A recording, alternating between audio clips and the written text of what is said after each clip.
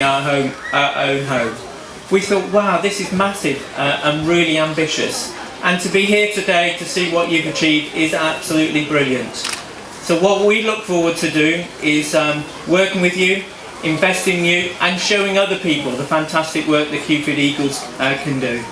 So on behalf of Sport England, the Black Country, Staffordshire, and the 4 local authorities in the Black Country, we'd like to thank you all for your excellent work and look forward to seeing further football development taking place here. Now I'm off to see my favourite team this afternoon, which is Birmingham City.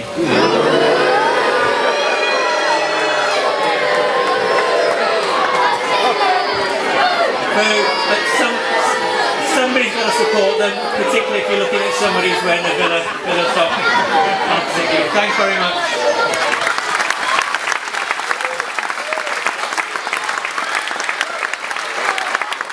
Thank you, Simon.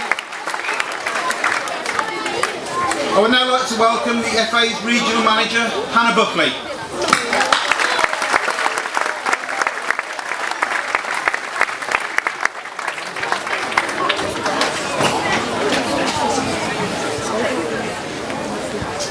Hello everybody, I can assure you I won't be here too long. I know Trevor's far more interesting to listen to than I am. But ladies, gentlemen, players, coaches, parents and officials, but most importantly all the volunteers out there, we just want to say a massive thank you on behalf of the Football Association and to Kewford Eagles for giving the FA the opportunity to say a few words for organising such a spectacle event here in the West Midlands.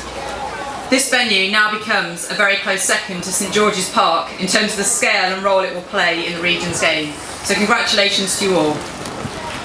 The club's journey, as you've heard, will have started over a decade ago and has seen the club embark on quite a significant journey. Without doubt, one of the major challenges for those of you that are from the Black Country will know is finding a suitable parcel of land that hasn't got mine shafts all over it and that really we can actually get enough football pitches on. So what I would say, I know it has been said already, but a big thank you to Brett and the Woodall family for actually making this a feasible opportunity. Many of you will not realise the complexities of this project. It actually sits astride 2 local authorities, and so not only one planning committee was required to be hurdle jumped, but also a second. So thank you to South Staffordshire and Dudley MBC for actually agreeing to seeing this development happen. So we've got the land, we've got the planning permission, the challenge really starts now. As Colin has alluded to, this is over £1 million worth of development. Finding a funding package was certainly a challenge.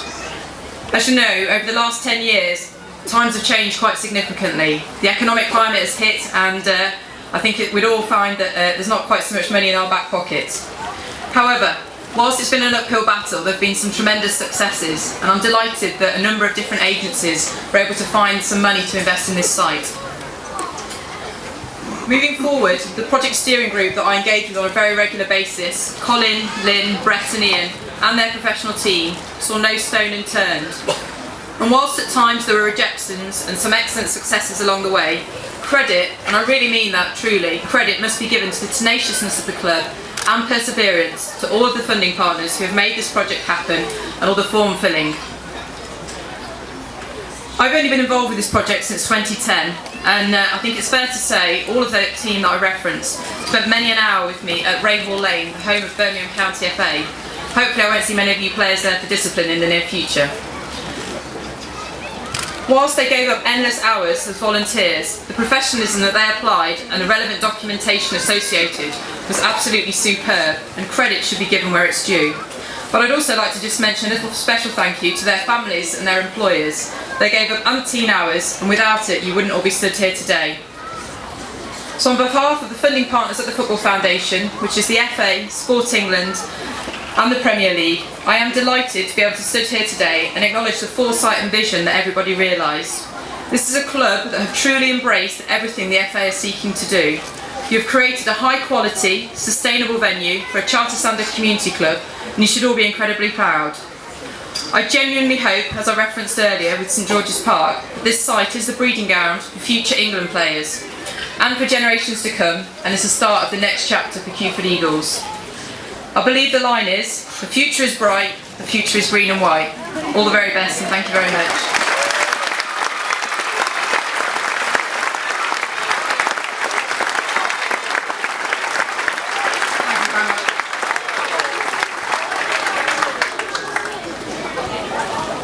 Right, on to our last guest of the afternoon.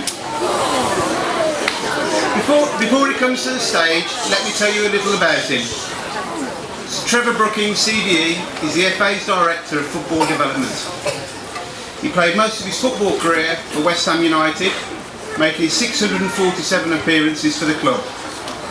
He won the FA Cup in 1975 and in 1980, in which he scored the only goal. He was also the club's Player of the Season on 4 separate occasions. Now, if that isn't enough, he also played 47 times for England, scoring 5 goals.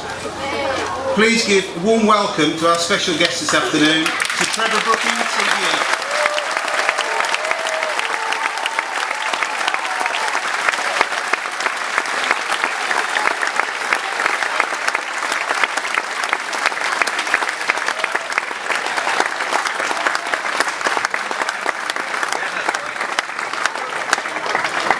Right, good afternoon, thank you very much.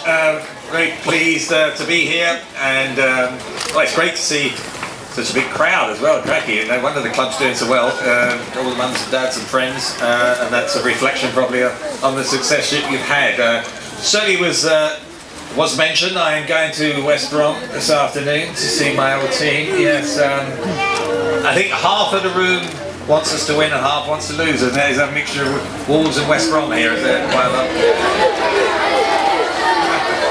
And I certainly hope Wolves aren't meeting West Brom next year anyway, that's for sure. What I would say is the chairman pointed out a programme which was only 10 pence, yes, back in 1975. What was very good that he chose that particular year, because I was just mentioned at the end there. 2 months later, that team, or 9 of that team, ended up winning the FA Cup. And we had a young striker in the team that we'd signed about 10 months earlier called Alan Taylor, and just from Rochdale, and he scored 2 goals in the quarterfinals of the FA Cup, he scored 2 goals in the semi-final, and he scored 2 goals in the final. So he would never have dreamt 12 months before that he was going to play in the FA Cup final and score the winner. We played Fulham 2-0 was the score, and what was amazing for me was, and I wouldn't have dreamt that, I played against Fulham, who had in their team a gentleman called Bobby Moore, who perhaps some of the younger ones wouldn't have remembered, but was a West Ham player, famous West Ham player, and a famous England captain who did lift the only time that we won the World Cup in 1966. Bobby Moore was the captain. So.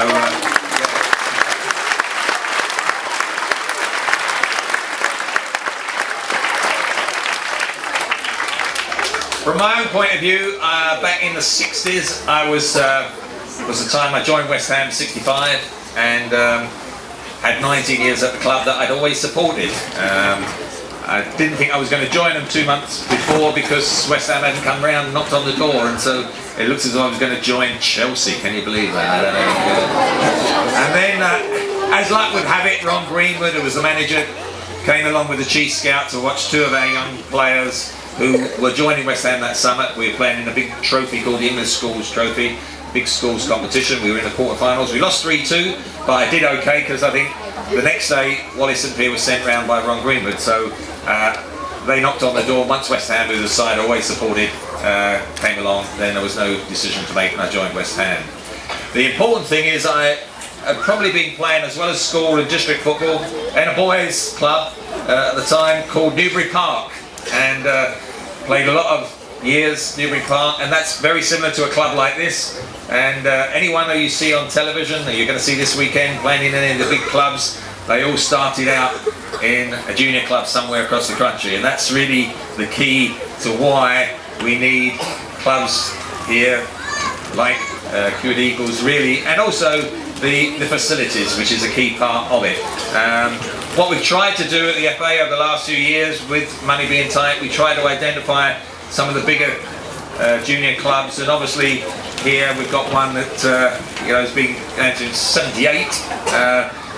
Notice that was after that 75 cup final, but that's 35 years, can you believe? That's how long ago that we were playing cup finals. But to great credit to what you've done during that period of time, you've now got over 40 teams, over 500 youngsters, girls, boys, all ages, disability, you know you're very strong in as well. and you need some quality facilities. Last year you won the Chartered Standard Community Regional as well as County, and obviously I remember many years ago, it was when you started out the project, it was very important to work closely with Birmingham County FA, who obviously with the development people at staff here, Mark I know really well, that had helped you get the £800,000 funded.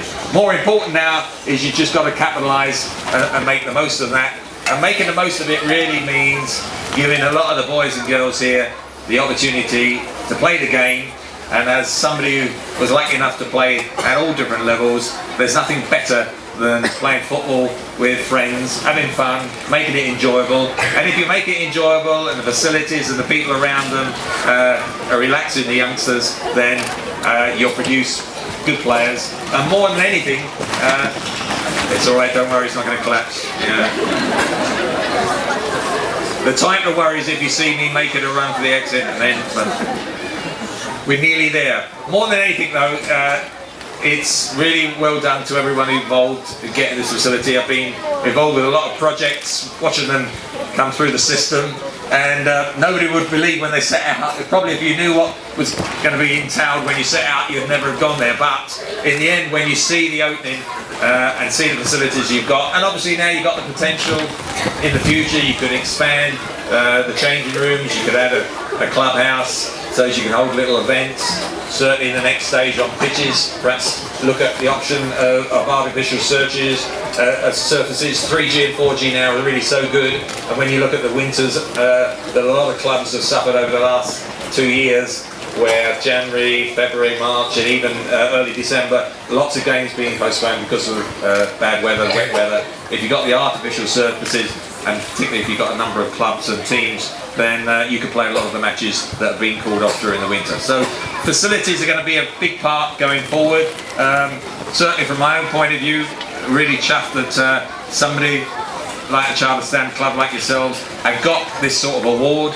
I'm sure just looking around today, I think we all feel very confident that you are